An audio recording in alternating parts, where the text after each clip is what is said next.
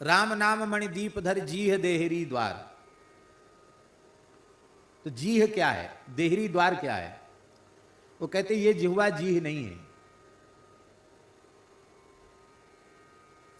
इस जिह्वा के भीतर एक छोटी जिह्वा होती है,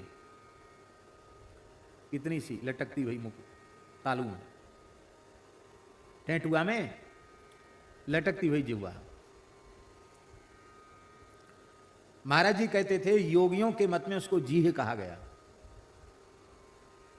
और उसका जागृत होना ही मध्यमा वाणी का जागृत होना है, और मध्यमा वाक का जागृत होना ही अजपा खुलना है, जिसको संतों ने कहा अजपा जपे सुजाने भेऊ। अजपा जपे वो भेद को समझ सकता है। जब अजपा जागृत होता है तो रोम रोम हर ठौर से भाई ररंकार धुनि होए सदाई।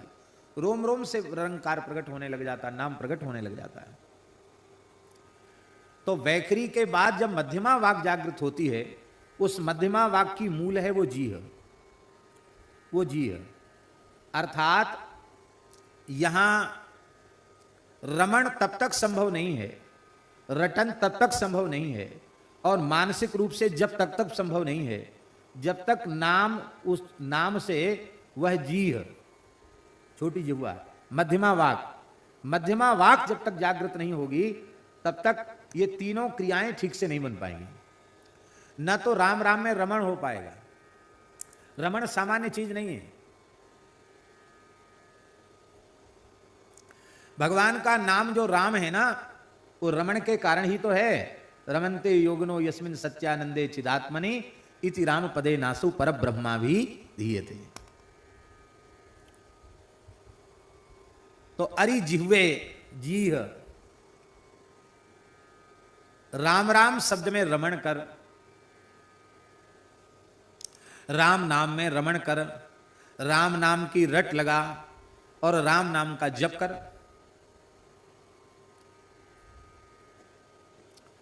जब तक भाव राज्य नहीं होगा, प्रेम पूर्ण भावपूर्ण अंतःकरण की अवस्था नहीं होगी, तब तक रमण नहीं होगा।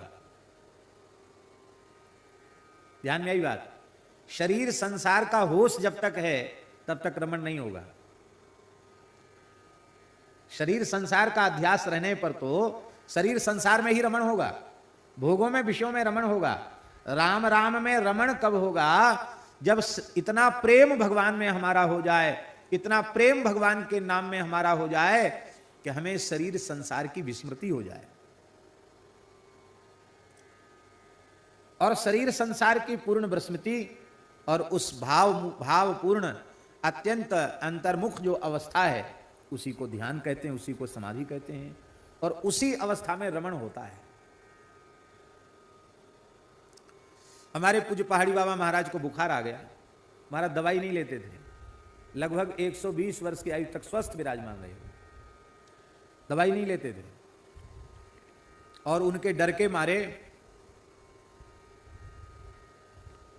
आश्रम में किसी साधु को, ब्रह्मचारी को बुखार भी नहीं आता था, डर के मारे उनके। हाँ, क्योंकि पता चल जाए कि उसको बुखार है तो वो तो अपने जैसे ही सबको समझते थे।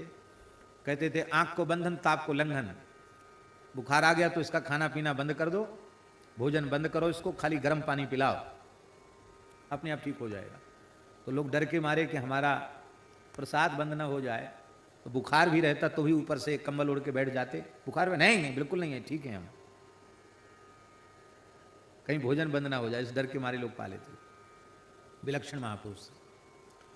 तो तेज बुखार था, हमारे पास सूचना पहुंची तो गुरुदेव भक्तमाली जी ने कहा कि जाओ देख के आओ। महाराज जी को गए हम, महाराज जी बहुत तेज बुखार है, दवाई लेते नहीं।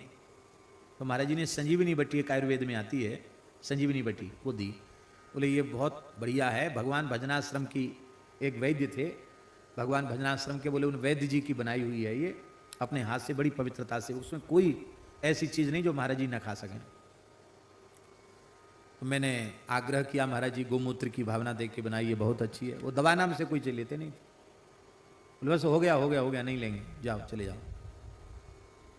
हमने कहा महाराज जी बहुत तेज बुखार है, हम आपके पास लेट जाएं। तो हमारा नियम है, हम किसी को पास में नहीं रखते, अकेले रहते हैं।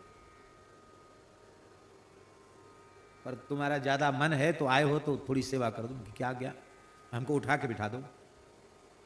तो लेटे थे, खूब तेज बुखार था, उठा के बिठा दिया, ऊपर से कपड़ा उठा दिया। महाराज जी बस आसन बांध कर बैठ गए और बोले अब चले जाओ यहाँ से, सवेरे आना। कितने बजे? बोले 6 बजे तक आ जाना। वहाँ एक बंगाली संत रहते थे, गौर बाबा, उनको मैंने कहा कि रात को थोड़ा महाराज जी को देखते रहना कि बुखार बहुत तेज है। तो सवेरे हम 6 बजे के लगभग पहुँचे और हमने उनसे पूछा महाराज जी कैसे हैं? तो बंगाली थे, हिंदी ऐसी अटपट बोलते थे, बंगाली हिंदी। महाराज पूरी रात सोई नहीं है, जागती रही है महाराज, ऐसे बोलते थे वो। महाराज बैठी है पूरी रात से, वो हिंदी ऐसी बोलते थे, नहीं पता चलता था क्या कैसे बोलना है। तो हम गए महाराज जी के, देखो महाराज जी जिस आसन से बिठाया था उसी आसन से बैठे थे। तो डरते डरते मैंने उनका हाथ ऐसे छुआ तो बुखार नहीं था। थोड़ी देर बाद उनको वे अपने ध्यान से बाहर आए और ध्यान से बाहर आते ही राम राजा दुख भंजन सकल पूर्ण काम, राम राजा दुख भंजन सकल पूर्ण काम, गोविंद गोपाल गोविंद गोपाल गोविंद गोपाल, भज नारायण भज नारायण भज नारायण भज नारायण भज नारायण, राम गाओ कृष्ण गाओ सार है यही, वेदन को भेद पाओ व्यास ने कही। ऐसे कुछ बोलते थे वो वाक्य, ये बोलने लग गए। हमने कहा महाराज जी स्वास्थ्य कैसा है? बहुत आनंद है। बोले भगवान जब विशेष कृपा करते तब शरीर में रोग आता है। देखो अन्न तो हम खाते नहीं है, फलाहार करते हैं थोड़ा सा दूध, और फलाहार भी ऐसे नहीं करते थे, कूटू और ये सिंघाड़ा ये सब नहीं खाते थे। ठाकुर जी को मंदिर में जो भोग लगता उसमें से साग ले लेते थे, इतनी सी बस, यही उनका फलाहार था। और शाम को 1.5 पाव दूध, बस इतना ही आहार था, इससे ज्यादा कुछ नहीं लेते। बोले रोज दिन में फलाहार ले लेते थे, शाम को दूध ले लेते थे। बुखार आ गया तो दिन में कुछ खाया नहीं, भगवान की बड़ी कृपा हो गई, व्रत हो गया, उपवास हो गया। और बोले तुम रात्रि को हमको बिठा के गए, आहा हा क्या कहना, पूरी रात ऐसा राम नाम में रमण हुआ है, ऐसा आनंद मिला है, आहा हा कह के बस उनके आंख से आंसू बहने लग गया। बहुत आनंद मिला है, बुखार का बुखार चला गया और पूरी रात राम राम हुआ। ये है रमण। अब वो भीतर चले गए तो राम के भगवान नाम में रमण होने लग गया, तो शरीर की स्थिति का होश ही उनको नहीं रहा और बुखार भी चला गया। और बोले भगवान कृपा करते तब बीमारी आती है, स्वस्थ हो गए। राम नाम में रमण करना, रमण करना जिसको आ जाएगा, किसी भी काल में, किसी भी अवस्था में, किसी भी परिस्थिति में उसे भगवान की विस्मृति नहीं होगी।